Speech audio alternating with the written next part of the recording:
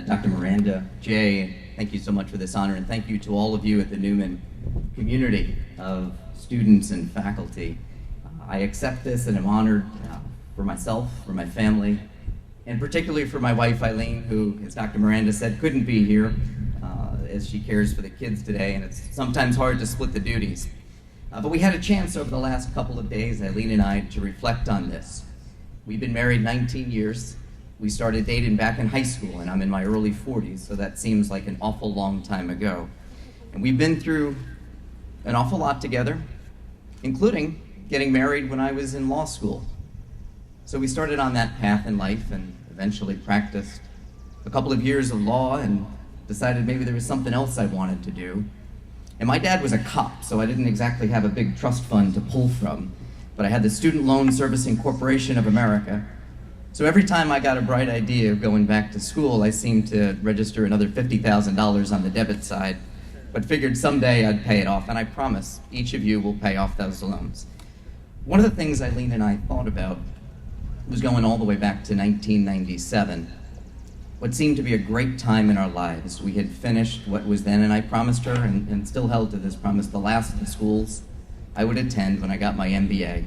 We had our healthy 2.5-year-old son, John, and then we had my daughter, Megan, who was only 6 months old.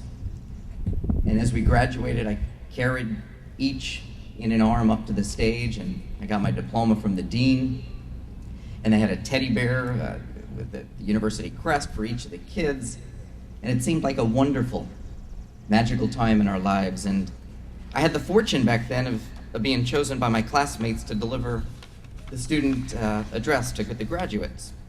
And boy, I spent weeks, days thinking about what would you ever talk about.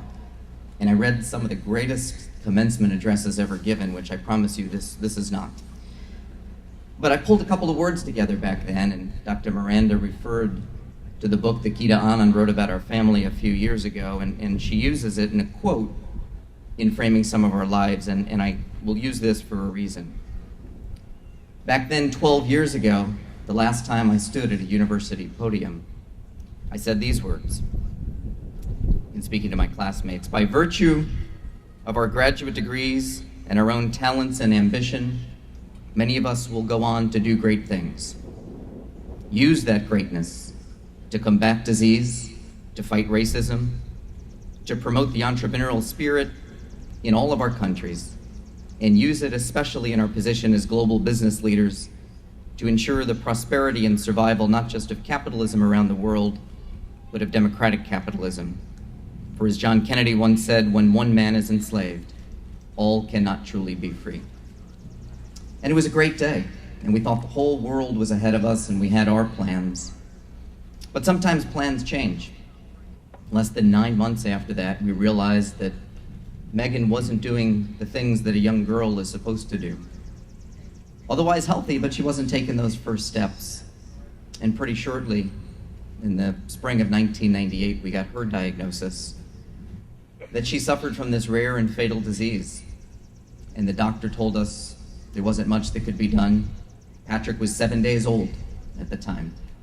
And he looked at little Patrick and said there was a 25% chance that Patrick would have this disease also. And because it's recessive, there was no history of it in our family. Thankfully, we'd both come from very, very healthy families.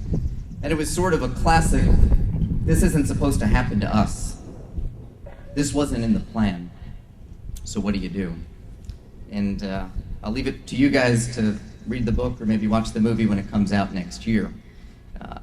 But fast forward, our kids weren't supposed to be 2 years old, and now they're 12 and 11. And only because so many people, literally hundreds and hundreds of scientists and business persons, philanthropists, other people, came together to try to develop a cure and a treatment for a disease that only affects a couple of thousand people. And eventually we did come up with that treatment, and thankfully it was in time to save our kids' lives. And although they're still weak and affected with a neuromuscular disease, they're alive and they're happy and they're healthy. And I think for us, it's taught us a lot of lessons.